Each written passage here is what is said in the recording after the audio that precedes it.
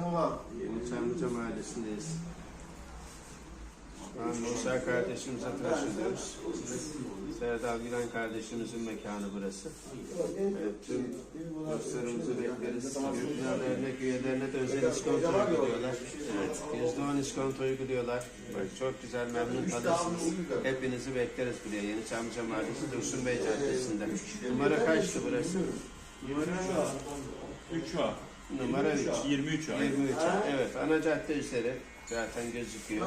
Direkt otobüs duraklarının olduğu yer.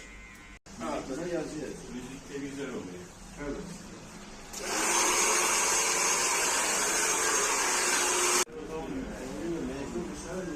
Sesi kapatıyorum, müzik koyuyor.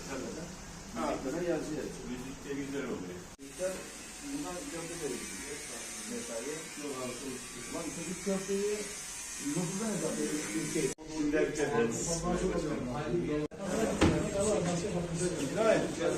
Biraz kalem bak alması. Derin nefes alıyor. Azadan beraber boş.